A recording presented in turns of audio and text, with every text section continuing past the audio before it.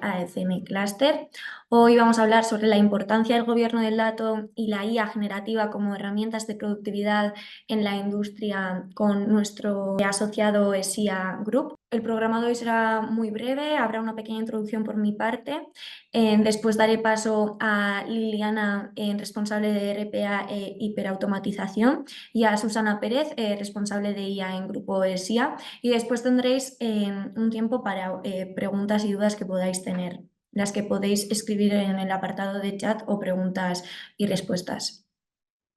Bueno, AFM Cluster es la primera asociación que nace en el país y es la asociación que engloba a los fabricantes de máquina herramienta. Tenemos a siete diferentes asociaciones. Por un lado tenemos la Asociación de Máquina, Herramienta y Componentes en AFM.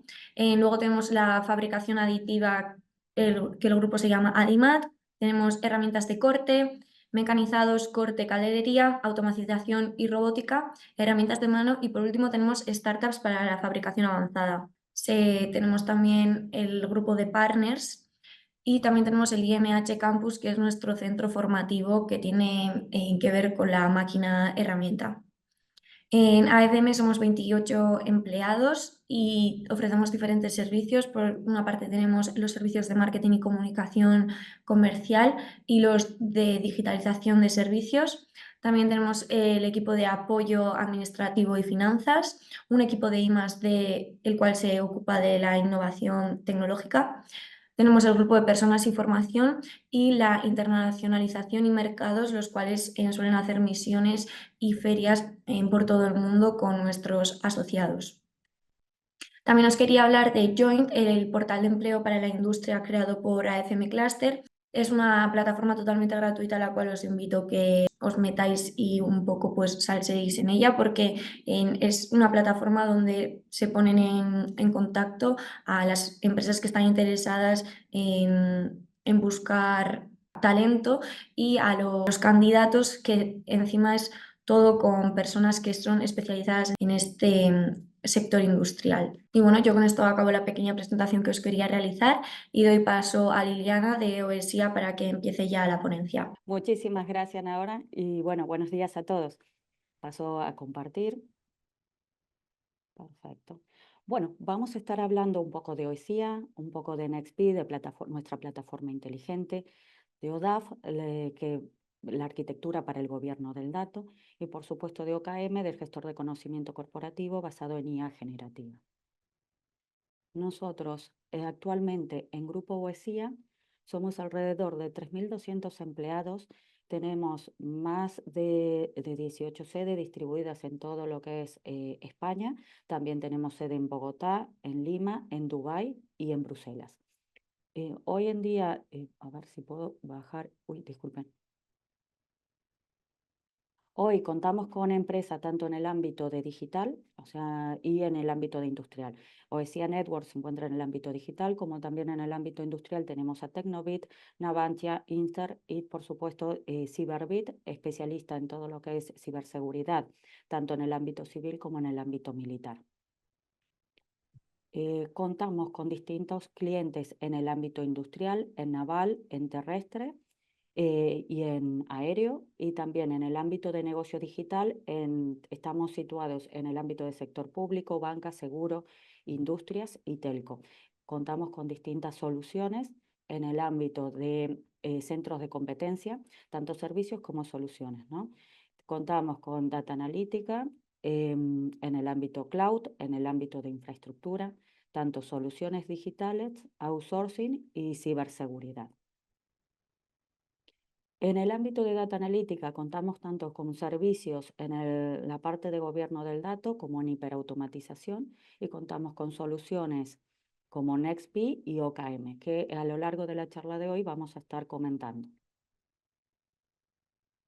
¿Sí? Pasamos a nuestra plataforma inteligente NextP. NextP es nuestra solución en el ámbito de poder extraer los datos de una forma mucho más rápida que habitualmente se pueden obtener.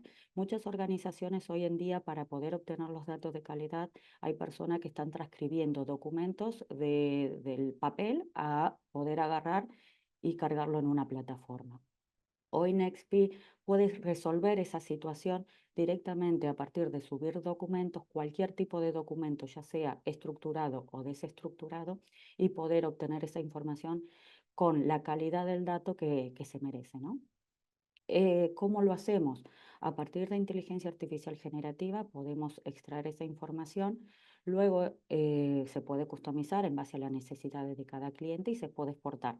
Contamos con APIs que facilitan la conexión tanto para subir los documentos como para poder exportar esos documentos, ¿no?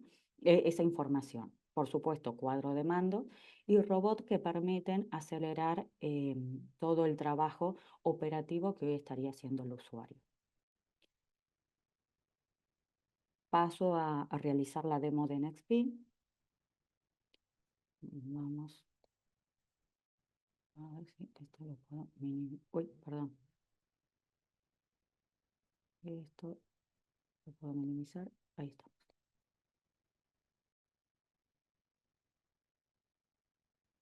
Entonces, esto es Nextp. Es completamente web, está en un entorno cloud. Nosotros podemos subir cualquier tipo de documentos y Nextp lo puede clasificar. Ahora vamos a subir, por ejemplo, 3 documentos que ya tengo acá. Y esto automáticamente Nextp lo va a estar clasificando y podemos ver sus datos. Si nosotros vamos al buscador, podemos ver distintas categorías. Se pueden clasificar y se pueden configurar distintas categorías de documento. En base a esa categoría se pueden extraer distintas tipologías de datos. Por ejemplo, nosotros ahora vamos a buscar una factura. Tenemos distintas facturas ya previamente cargadas y vemos que automáticamente nos carga la factura. Podemos ver que se extrae todo el texto, absolutamente todo el texto, y después mediante prompting vamos sacando los datos que realmente nos interesan de esa factura. Por supuesto, tanto estos datos son customizables en base a la necesidad de cada cliente de la tipología del documento. Lo importante es que esta tecnología con IA supera todo lo que se viene trabajando con OCR, que hay que empezar a ubicar el eje X, el eje Y y empezar a ver de dónde se encuentran los datos de la factura. Nosotros hoy tenemos esta factura, pero podemos cambiar eh, a otra, por ejemplo, y es completamente diferente y también se puede visualizar eh, la información, ¿no? Otro tipo de información. Acá, por ejemplo, está también. Son otros datos, nosotros extraemos toda la información y se puede visualizar. Con factura, que ya son documentos semiestructurados, es relativamente sencillo. Ahora vamos a pasar a lo que son las notas simples.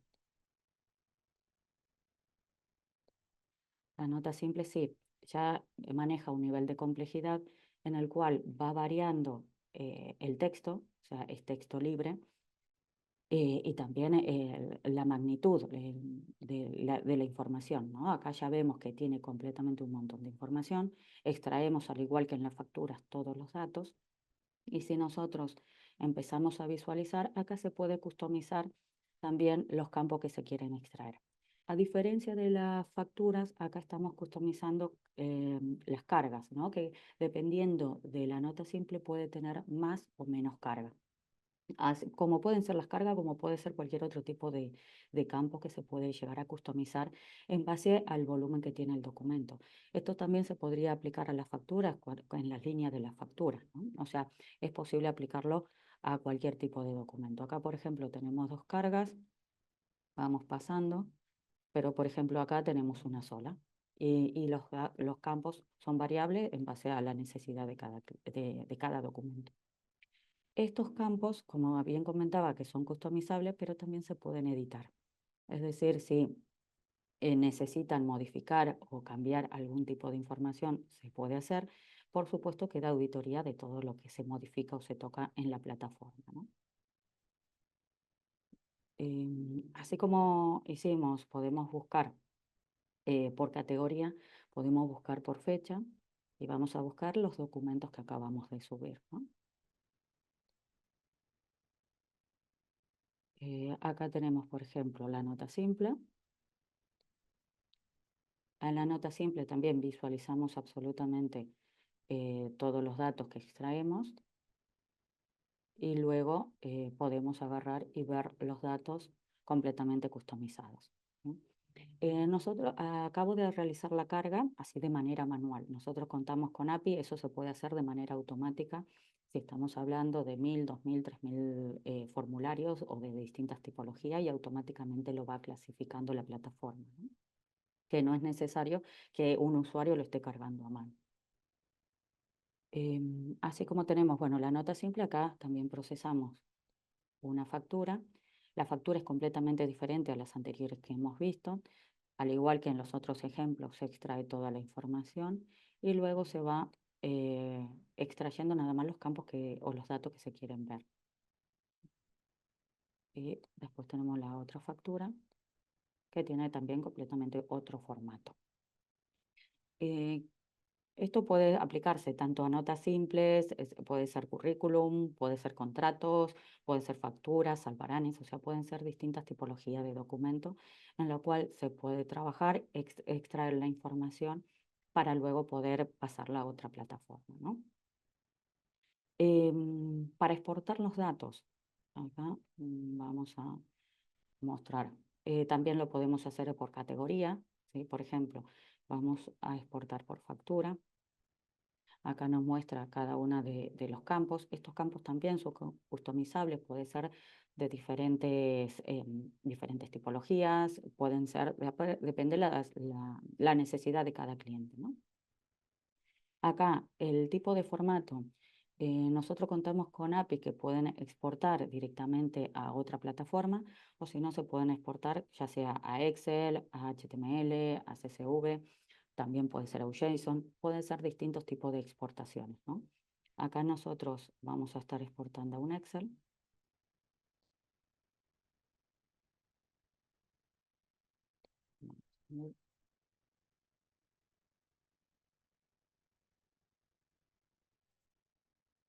Vale, bien, perfecto. Bueno, acá estamos viendo el Excel. Cada una de estas columnas se pueden customizar en base a la necesidad de cada cliente. Son cada uno de los datos que se estaban visualizando en las facturas.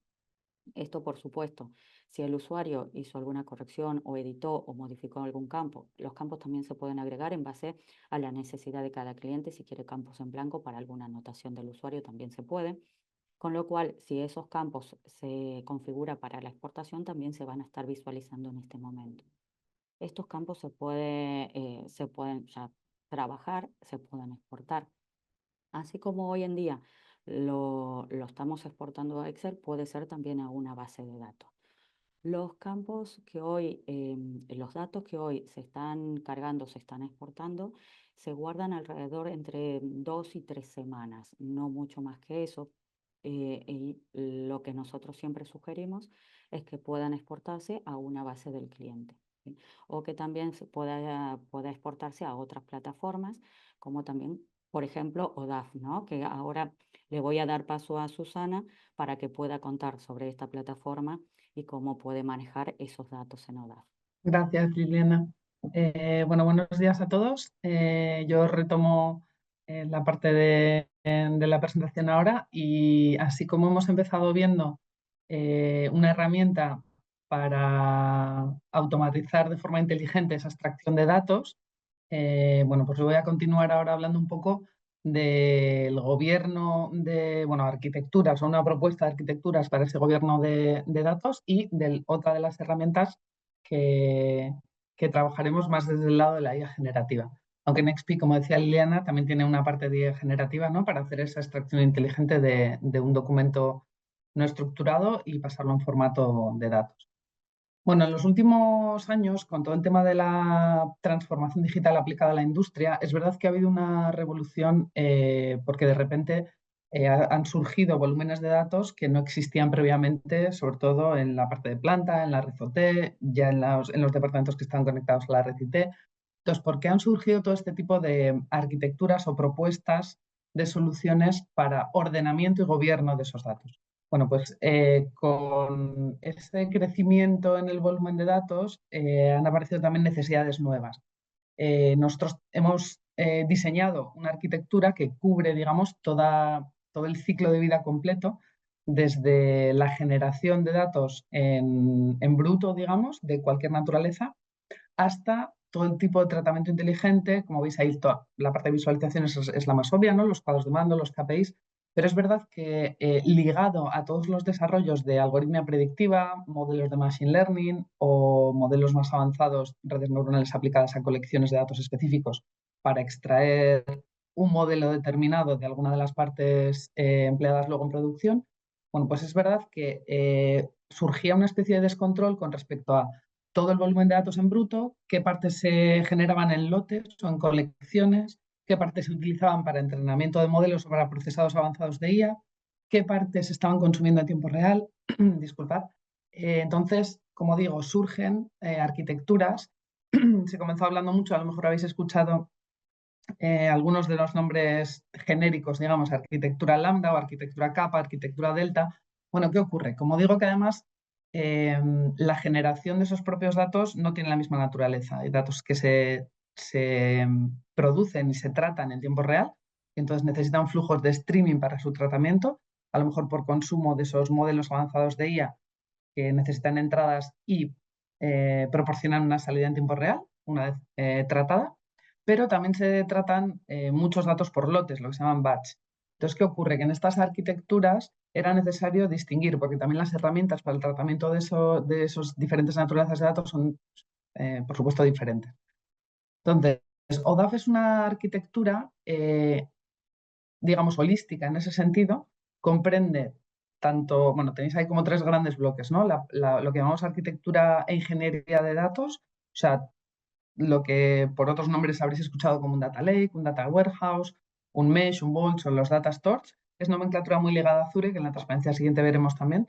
Y esa orquestación de los pipelines que decíamos, los flujos de datos y su consumo para los servicios que hacen uso de esos datos también se definen dentro de la arquitectura y en la forma de generarse, ¿no? Se pueden consumir o bien con una API, pero también puede haber servicios que hagan un preprocesado de limpieza de esos datos, pueden estar sujetos a una normativa, a una regularización determinada para un modelo estándar, puede haber un data mining que extraiga de ahí una información que es la que después es consumida por otro servicio. Es decir, que toda esa parte de inicial, digamos, de ingeniería de datos, podríamos llamar, tiene como diferentes flujos definidos, tanto para tiempo real como para lotes, herramientas que se aplican a cada una de esas naturalezas y que hacen una especie de pretratamiento dependiendo del servicio siguiente que va a consumir esos datos. En la parte de gobierno integrado, lo que incluimos aquí son tanto políticas y estándares. Claro, hay otro de los problemas que surgen es cómo gestionamos la autoría, acceso y políticas de seguridad sobre esos diferentes flujos de datos que ahora generamos dentro de la empresa o de la industria. Entonces, esta parte de gobierno integrado lo que pretende es tener o permitir una administración muy específica de los perfiles y personas, incluidos servicios, no directamente un usuario que acceda a una colección de datos, sino qué servicios pueden invocar a qué tipo de datos, de qué naturaleza, con qué permisos, para qué uso. Es decir, que todo lo que comprende políticas de seguridad, estándares normativos y calidad de esos datos para mantener su integridad en todos los estadios por los que pasa dentro del flujo, bueno, estaría dentro de esta parte de gobierno. Y luego estaría ese tercer gran bloque que tiene más que ver con digamos, la aplicación final para la que se usan, ¿no? Las decisiones o visualizaciones. Por supuesto, lo que decíamos, tableros de control de tipo Power BI, los KPIs periódicos, cuadros de mando, indicadores. También se puede dar una virtualización de esos datos. Hoy en día, conoceréis, hay consumo que se utiliza, por ejemplo, para simulación de escenarios virtuales por modelos de inteligencia artificial. Entonces, no es lo mismo ese uso que va a ir a un escenario virtual, digamos, de soporte a decisiones que para un consumo real de producción sobre el que tengo que generar una actuación determinada, ¿no? Una capa lógica de negocio, porque luego eso se puede consumir por un aplicativo distinto, y la parte específica de datos en tiempo real. Toda esta arquitectura puede estar soportada sobre diferentes despliegues, digamos, a nivel físico.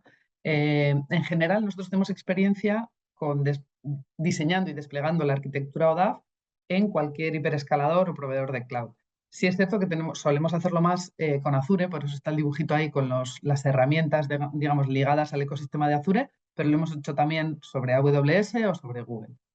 El hecho de que sea una arquitectura pensada para desplegar en cloud aporta la ventaja o las múltiples ventajas que tiene, digamos, las herramientas que te proporciona ese hiperescalador cloud, sobre todo en integridad y seguridad, en escalabilidad dinámica, digamos que a medida que va creciendo se van generando máquinas que dan servicio a los consumos de esos datos, sobre todo a los servicios que consumen cada uno de los datos, y es adaptable tanto al crecimiento como a los módulos que quiero integrar. Es decir, yo tengo toda esta arquitectura con esos 3 grandes bloques que veíamos, pero puedo decidir que para mi estructura de datos empresariales no tengo necesidad de algunos de los bloques. Entonces puedo configurarlo de una forma bastante específica a mis necesidades. No tengo por qué incluir el global de la arquitectura, sino las partes que están de acuerdo a mi negocio. Como veis aquí, los bloques están estructurados de otra forma. Aquí en esas cajitas sí que aparecen ya más los nombres específicos o las tecnologías que están por debajo de algunas de esas cosas que os comentaba, ¿no? De la parte de flujo, procesamiento por lotes o en batch, de la parte de tiempo real. Y luego os decía antes que a lo mejor os suenan como arquitecturas genéricas, lambda, kappa, delta. La arquitectura lambda fue una de las primeras sobre las que se sustentó, por ejemplo, despliegue sobre Databricks, que es uno de los más famosos. Y entonces distinguía esta parte por lotes y en streaming. De hecho, por lotes pues utilizaban HDFS, sobre todo estructuras de almacenamiento. En la parte de streaming se iba más a herramientas como Flink o Kafka, que si os suenan, bueno, y ahí aparecen algunas más, ¿vale? Por supuesto, en la zona central de almacenamiento y procesamiento, donde veis ahí Data Lake o Lakehouse, no hay una única forma de desplegar esa parte. Quiero decir que las tecnologías que están por debajo se ajustan mucho tanto a las estructuras de datos de la empresa como a necesidad de datos estructurados o no estructurados. Hay diferentes modelados de base de datos para ese tipo de cosas. Y por eso también, ligado a lo que decía Liliana con NextP, toda esa configurabilidad en NextP de los campos que necesito extraer de documentos no estructurados va a tener un reflejo después en el modelo de datos, por ejemplo, de una base de datos que quiero diseñar para un consumo después de un servicio de IA, ¿no? Por ejemplo, entonces puede estar todo ligado. Más allá de la estructura de los datos, es verdad que nos vamos a centrar ahora quizá en esa parte derecha donde pone explotación y consumo, ¿no? Otro de los puntos del webinar de hoy tenía que ver con las posibilidades o cómo puede mejorar la productividad de la industria todo este área de la IA generativa y las herramientas que están surgiendo a su alrededor, ¿no? Entonces nos centraremos ahora en esta parte con otro de los productos que hemos desarrollado dentro del grupo OSIA, que es el que llamamos OKM, OSIA Knowledge Manager. Entonces, es una herramienta que está pensada como un gestor de conocimiento corporativo. Está basada en IA generativa, lo veremos ahora, pero digamos que esto es una necesidad bastante común, o la identificamos así, con todos los retos que aparecían ahora.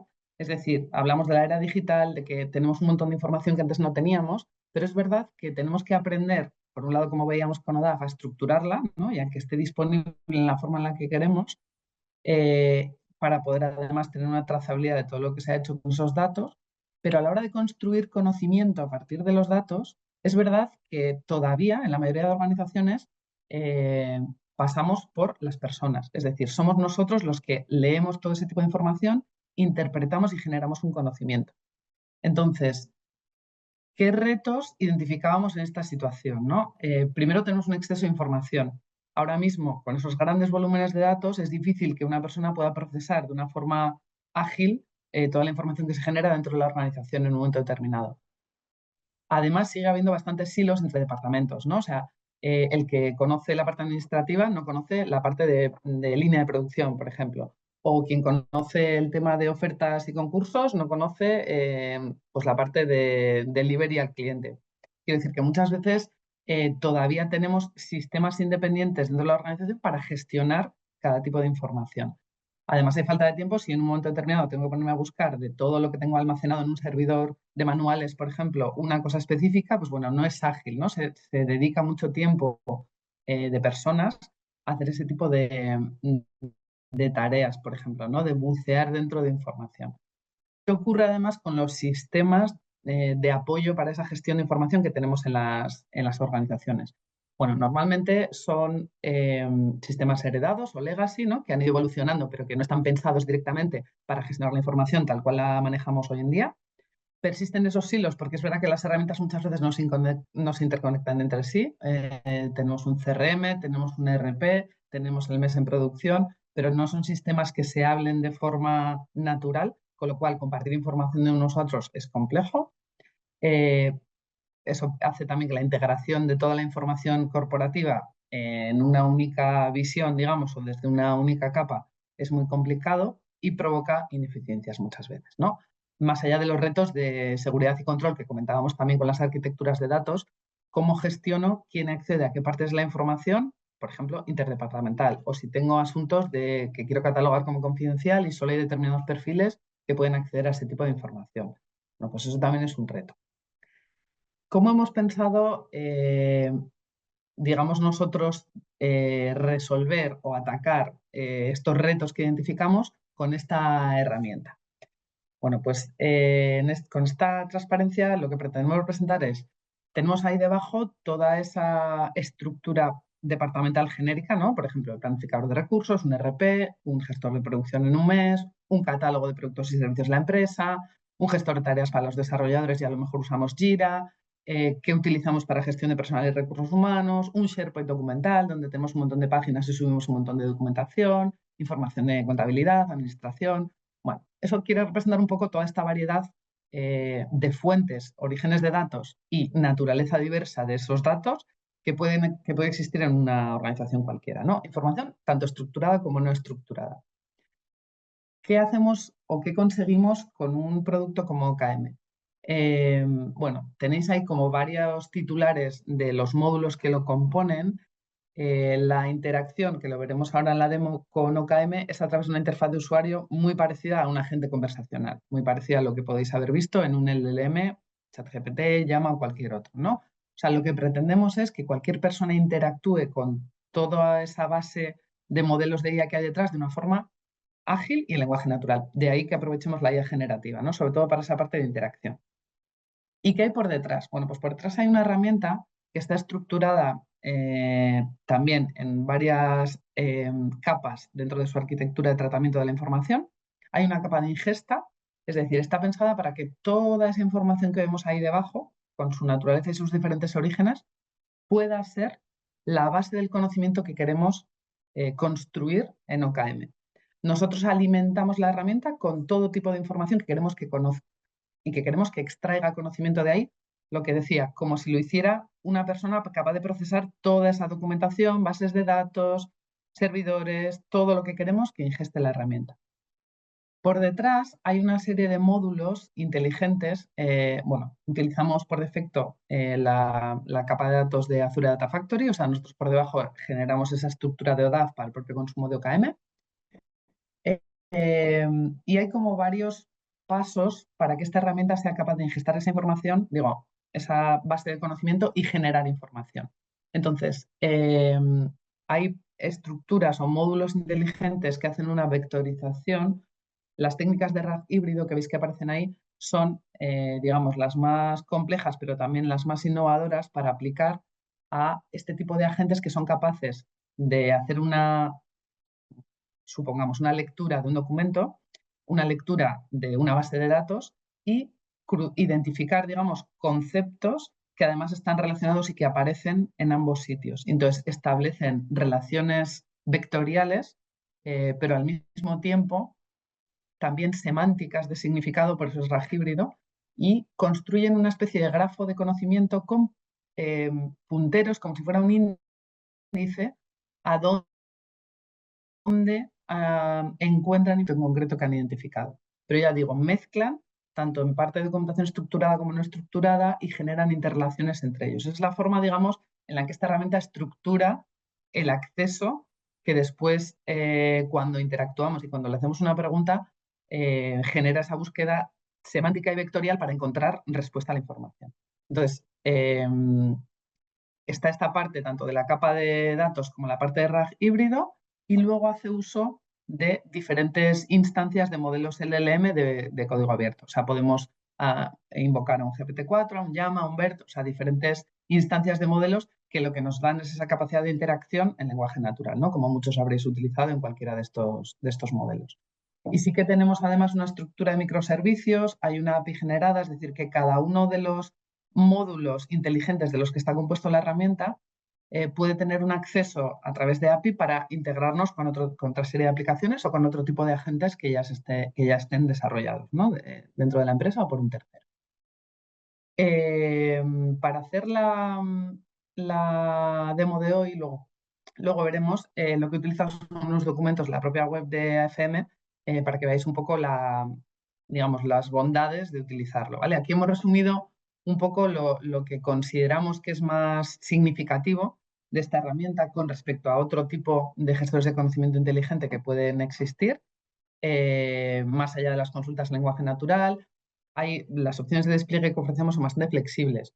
Normalmente, como he dicho, hacemos un despliegue en modo SaaS, en un hiperescalador, pero podemos hacerlo en nuestras instancias y digamos que para el cliente sea un consumo directamente a nuestro despliegue en cloud. Puede ser en un despliegue cloud del cliente, incluso podemos hacer una versión on-premise si la necesidad es esa. Lo que sí que nos parecía es que, digamos, teníamos que ofrecerlo en un modo lo más versátil posible y que el despliegue flexible se ajuste a las necesidades de cada cliente. Se pueden hacer actualizaciones en tiempo real de los orígenes de datos que hemos cargado, es decir, la gestión tanto de identidades y de acceso que hacemos a esa información generada permite establecer a un usuario administrador políticas de actualización también. Si yo he conectado como origen de datos para OKM una base de datos donde una vez al mes mi proveedor me actualiza los precios, yo puedo configurar igualmente políticas de actualización para que OKM coja siempre la última versión, por ejemplo. Y lo mismo con documentos en un SharePoint, o sea, para que siempre utilice las versiones actualizadas en la construcción de esos grafos de conocimiento.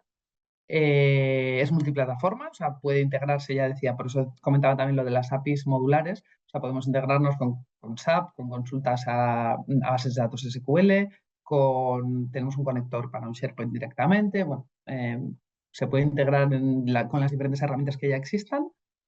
Permite escalabilidad, sobre todo en la parte del despliegue sobre cloud, pero también nos referimos al volumen de documentación que es capaz de manejar.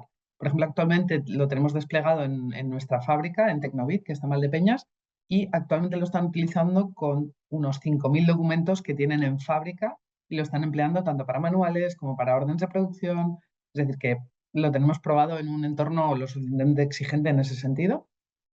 Y luego lo que decíamos de ingesta de datos multimodal, ¿no? Pueden ser orígenes estructurados, no estructurados. Estamos trabajando ahora mismo también para que la ingesta sea posible con audios y vídeos, por ejemplo. O sea, en un documento que tiene imágenes y gráficos, ahora mismo ya lo ingesta y extrae la información, pero es verdad que estamos ahora desarrollando una siguiente versión para poder ingestar también directamente audios o material audiovisual en general. Y pues lo que decíamos, preparar una pequeña demo para que podáis ver un poco la interacción, lo mismo que hemos visto con NextP. La interfaz es también web, lo que decía Liliana de NextP es también un acceso web, pero podría acomodarse igualmente a otro formato. Y tiene un poco lo que decíamos, el aspecto de un agente conversacional. ¿Qué hemos hecho para la demo de hoy? Lo que he hecho ha sido, a ver, os quería enseñar, bueno, puedo abrirlo aquí en la web. Si voy a la web de AFM, lo que hemos hecho es cargar OKM con 3 PDFs que encontramos directamente en la web. Si no recuerdo mal, yo creo que estaban por aquí. Por ejemplo, cargamos los datos definitivos de 2023, que es este PDF, y el informe económico de 2022, o sea que luego lo podéis ver, y encontramos también un catálogo. A ver. Es que quería enseñaros, pero no sé por qué. Nada, ahora no conseguía. Aquí son estos 3 PDFs que los podemos abrir. Este es el catálogo de componentes de máquina herramienta, herramientas de corte y los productores. Lo tenéis en la web de AFM por si luego queréis comprobar. Veis que además aparecen varios idiomas. Este está en inglés, alemán, chino y castellano. Entonces, este es uno de los que hemos cargado en la herramienta. Y lo que os decía, los dos informes económicos, datos de 2023, aquí los tenéis también, y los datos de 2022. ¿Vale? Hemos cargado la herramienta con estos documentos que luego también podéis consultar y bueno, para que tuviera un poco de sentido la prueba que vamos a hacer ahora, ¿vale? Entonces, como estos eran los documentos de partida, una de las cosas que hemos hecho es, bueno, para el agente conversacional, lo que decía, se le pueden hacer preguntas, evidentemente, sobre la información que le hemos cargado, ¿no? Una de las cosas que hemos incorporado es que no tenga, bueno, que OKM no produzca alucinaciones. Es decir, vamos a hacerle preguntas que entendemos que puede extraer de los tres documentos que le hemos subido, pero también podemos hacerle preguntas que no están en ningún sitio para que veamos que su respuesta no va a ser... A ver, que quiero encontrar dónde se ha abierto y si no vuelvo a la web. Aquí. Para que su respuesta no sea inventársela, digamos, ¿no? Eso es lo que llamamos alucinación en un agente conversacional. Entonces, por ejemplo, si le pregunto qué tiempo hace hoy en Bilbao,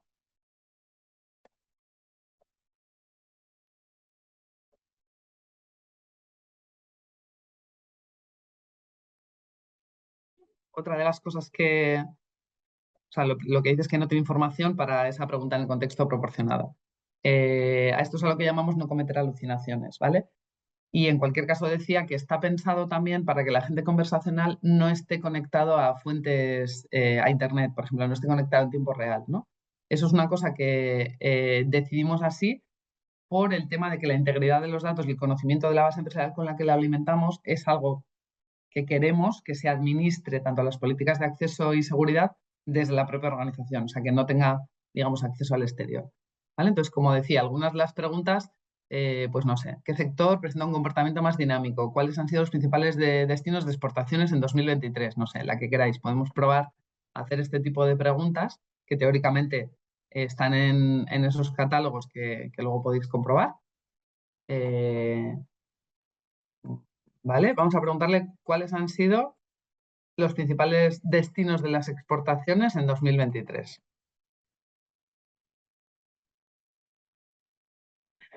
Entonces, la forma en la que contesta es como cualquier agente conversacional, te extrae, digamos, la respuesta que él entiende que estás buscando y también te apunta el documento concreto dentro de toda la base de conocimiento que puede tener donde ha encontrado la respuesta.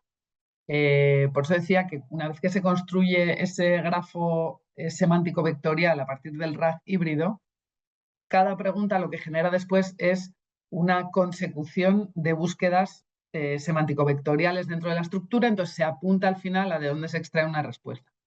Directamente desde la propia interfaz se puede copiar la respuesta para llevarla al otro sitio y también se puede descargar el origen de los datos. Es decir, como lo pensamos de este modo para que la persona que está buscando una información, si quiere, pueda ir al origen y descargar el documento original perdón, o la estructura de datos original. Podemos seguir preguntando, por ejemplo, ¿cuál ha sido el total de exportación de máquinas de arranque en 2023?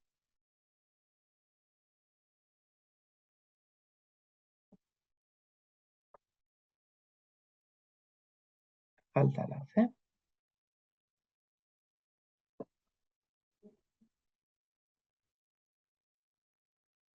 Vale.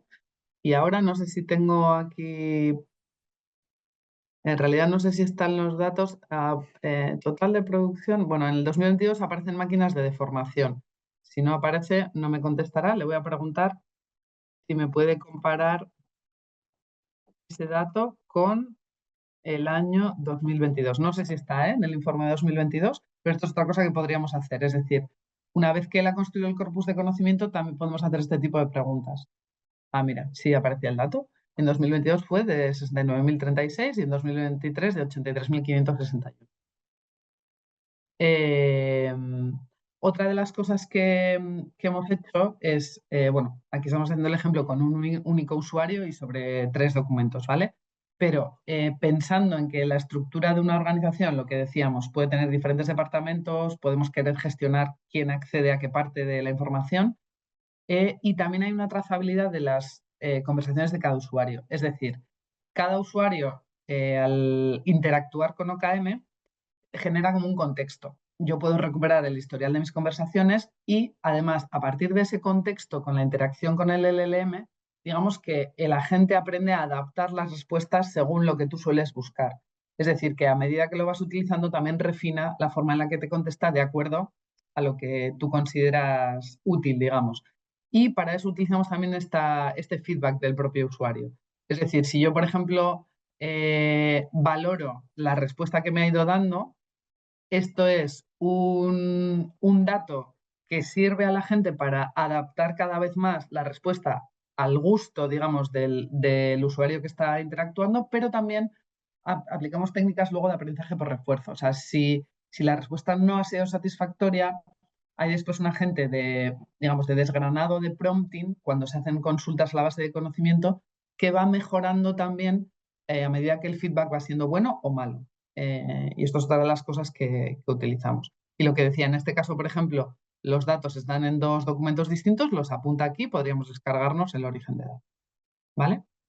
Teníamos también del catálogo, por ejemplo, vamos a preguntar qué es Kauz y qué productos ofrece. Y en paralelo, si alguien tiene alguna sugerencia de preguntas, me apuntáis por aquí, ¿eh? Y las puedo hacer en tiempo real. Es una empresa líder en el mercado industrial, fundada en 1954. La empresa familiar fue adquirida por un grupo inverso industrial. Se centra en el desarrollo de productos de alta tecnología como el láser, ¿vale? Y la siguiente era qué productos ofrece.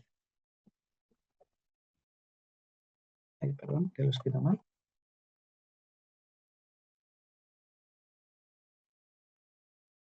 Marcado industrial, incluyendo marcado láser, rayado y micropunto, ¿vale? Y aparece en el catálogo. Bueno, luego si queréis, bueno, ¿qué servicios ofrece Dimeco? Podemos preguntar, por ejemplo.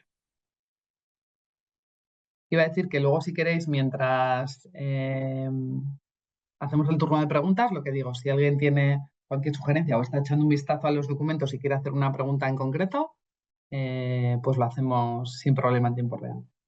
Y lo que decía, aquí tengo el historial de la conversación de hoy, pero bueno, luego el usuario puede generar una nueva y aquí tendría el historial de sus conversaciones.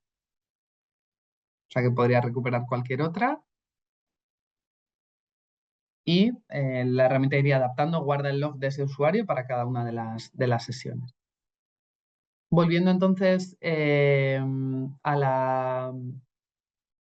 al hilo de la presentación, nos habíamos quedado en la demo de OKM.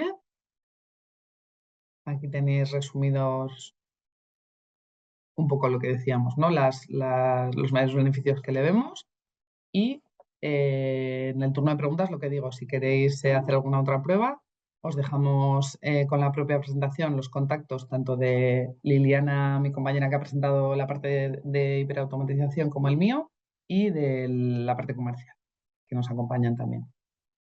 Y para cualquier cuestión, tanto sobre estos productos como cualquier otra parte dentro de la data analítica IA, estamos a vuestra disposición.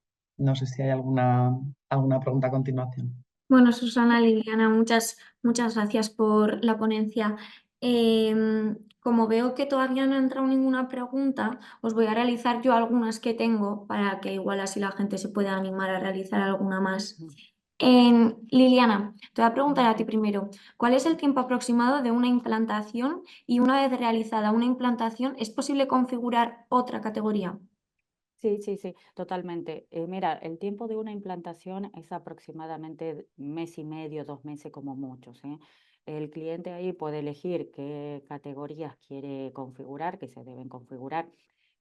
O sea, el sistema NextPi ya está completamente entrenado con las distintas tipologías. Lo que se tiene que definir con el cliente es cuáles son los datos que se quiere exportar, ¿no? O que se quieren visualizar o que se quieren ver. Entonces eso es prácticamente muy rápido, mes y medio ya automáticamente puede estar una implantación realizada. Y con respecto a la otra pregunta, sí, por supuesto, o sea, una vez que el cliente ya, por ejemplo, configuró, me lo estoy inventando, ¿no? Facturas y después quieren albaranes y después quieren contratos, o sea, de a poco puede ir agarrando y sumando distintas categorías dentro de la misma plataforma. Así que sí, por supuesto, no hay inconvenientes. Vale, muchas gracias. Y ahora voy a hacerte un para ti, Susana. ¿Es posible desplegar OKM sin una arquitectura de datos como ODAF por debajo? Sí, he presentado las dos cosas en línea, digamos, para ver todo el hilo conductor, pero no es necesario tener una arquitectura determinada de estructura y gobierno de datos para poder utilizar una herramienta como OKM. De hecho, en algunos clientes lo que estamos ingestando, como decía, tenemos como diferentes conectores para hacer la ingesta de información en la herramienta y se puede hacer desde bases de datos directamente, se puede hacer desde todo tipo de documentación, como habéis visto, un documento Word, un PDF, Excel, tablas de SAP, es decir, tenemos un poco esa variedad. Si por debajo existe una estructura organizada de arquitectura de datos, pues evidentemente la ingesta se puede hacer directamente ahí porque esas arquitecturas ya están preparadas para hacerlo, pero si no es así, puede ser desde cualquier origen sin estructura, vamos. Vale, ¿y qué ocurre si los documentos de base o bases de datos se actualizan y la información previa queda obsoleta? Vale, pues como decía, independientemente de que tu sistema o arquitectura de almacenamiento de datos tenga o no una política de actualización, es decir, si nosotros, el ejemplo que ponía, ¿no? Si tenemos una base de datos donde el proveedor me actualiza los precios una vez al mes, pero independientemente de que eso ocurra o no, si yo, por ejemplo, tengo conectado un SharePoint a OKM y los documentos que están en el SharePoint los edito y los voy actualizando, siempre va a tener en cuenta la última versión y se regenera, digamos, esa estructura de los vectores semánticos de conocimiento a partir de las actualizaciones de versiones. Y además, el usuario administrador de OKM también puede establecer políticas de actualización específicas. O sea, quiero que esta base de datos se actualice la ingesta una vez al día, una vez a la semana. Entonces, eso es configurable también. Digamos, lo pensamos de ese modo porque es verdad que como queremos que cubra un origen muy variado de datos, cada uno de esos orígenes, claro, puede tener o no diferentes formas de actualización. Entonces, también damos la opción de que sea configurable dentro de la propia herramienta una regla específica o que se coja directamente las últimas versiones si eso ya está actualizado en el origen de los datos. Nos preguntan si es posible conocer en qué preguntas ha realizado en OKM una persona concreta.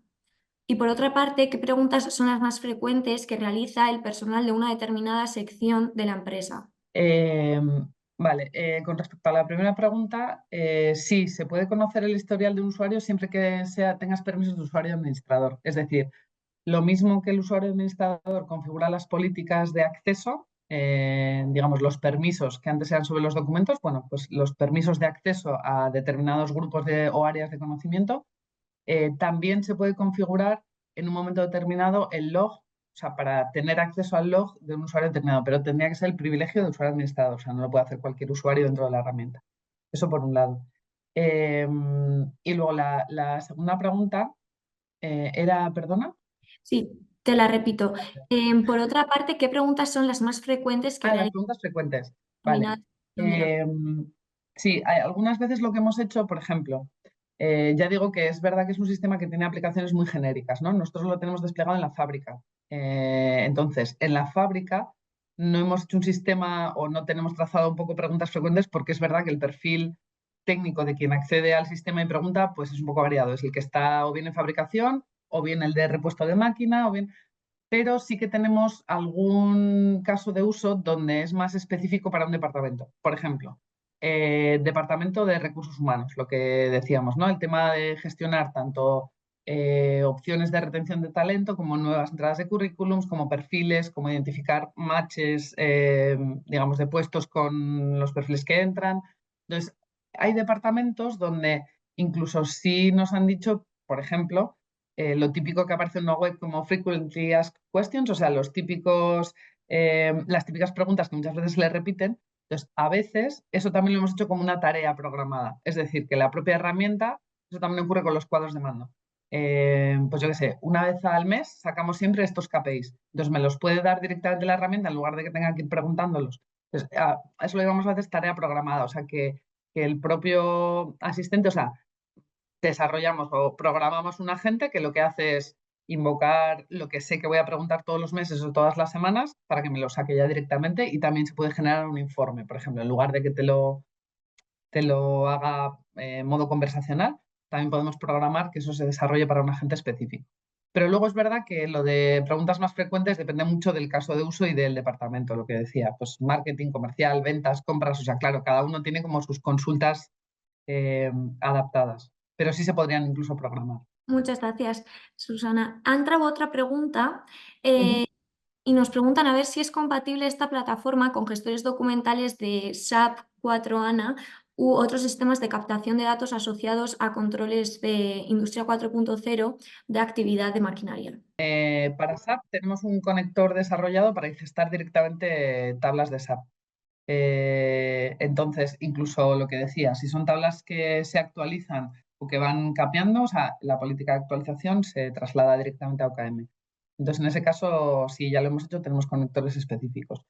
Y luego, para los datos de máquina, no sé si te refieres a sensorización de la propia máquina o a datos que se extraen del mes, o, digamos, alarmas del propio control de máquina. En ese caso, no tenemos un conector específico desarrollado, porque es verdad que depende mucho de fabricante, modelos, al software de la máquina, pero sí que se podría, una vez que eso está ingestado en un mes, se podría hacer un conector al propio mes, o si esos datos se vuelcan en algún sitio, se vuelcan en un servidor, se podría ingestar directamente de ese servidor. O sea, tendríamos que verlo. Eso podemos, o sea, si están interesados, podemos verlo y ver específicamente qué tienen desplegado y se puede ver cómo integrarlo. Vale, Susana, nos dicen que se refería a ambos tipos, a MES o a datos directos de máquina. Sí, ahora mismo el MES, como es un sistema que tiene por detrás una estructura de almacenamiento de datos, eh, eso sería más sencillo desarrollar un conector para ingestarlo. Si son datos directamente de sensórica, claro, tendríamos que hacer como un paso intermedio, lo que decíamos en la arquitectura de datos, ¿no? Hacer un preprocesamiento que nos lo vuelque en algún sitio e ingestarlo de ahí a OKM. Vale, pues muchas gracias, creo que ha quedado bastante claro. Si tenéis alguna pregunta más, pues volcarla en el chat y si no, escribirle a Maya directamente. Vamos a dar por finalizado el webinar. Os vamos a compartir tanto las presentaciones que han utilizado ellas como el vídeo de la jornada por si queréis volver a verlo, y el contacto de Amaya por si queréis pues, hacer alguna pregunta más directa, que igual nos ha apetecido ponerla por el chat. Y nada, ahora os lanzaremos una pequeña encuesta de valoración para que valoréis un poco pues, la jornada de hoy y el ámbito donde se ha dado. Y nada, pues muchas gracias a las dos y muchas gracias también a todos los asistentes. Un saludo y hasta la próxima. A Muchas vosotros, muchas gracias. gracias. Hasta luego. Hola a todos. Para estar al día e informados de todos los contenidos y webinars de AFM en YouTube, suscribíos y dad a la campanita. Elegí el sector del mecanizado porque es algo que me viene un poco de familia. Mi abuelo en su momento también fue calderero, así que sí, conocía el sector de antes. Y es algo que la verdad siempre me ha gustado hacer. El trabajo práctico, la faena manual, ¿no? Lo que es un tema de faenas manuales, siempre me ha gustado mucho. Bai, bidaiatzea tokatu zait, Europan zehar, egon naiz toki ezberdinetan eta baita estatu batuetan ere bai, eta iruditzen zait oso sektore innovadore eta interesgarria, ze gaur egun mundua dagoen kompetitibidadearekin innovatzen ez baldin badezu ez dago aukerarik aurrera jarraitzen.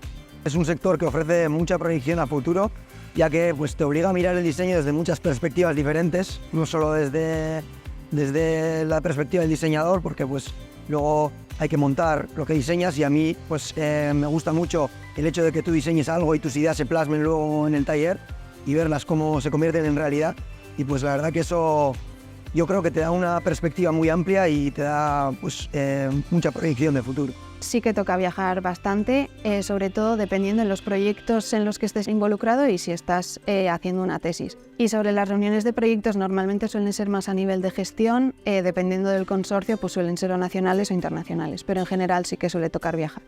Es fundamental el querer aprender, el querer formarse, el querer siempre ir un paso más de este trabajo, sobre todo, que hay que estar muy informado, hay que cada día formarse más y tener mucha actitud para poder estar a la altura del puesto. Sektore honek nire etorkizuneako oinarri oso sendoak dizkit ematen eta diseinatzaile bezala asko hainet ikasten eta nire etorkizunen ere diseinatzaile bezala lan eta gustatuko zaiten sektore honetan edo beste baten. Nire perfileko pertsona batei esango nion karreran zehar gauza industrialak eta gustatu izan baldin zaizkio, dudarik gabe sektore hau gustatuko zaiola eta ikasteko gogokin etortzeko eta pozik egongo dela.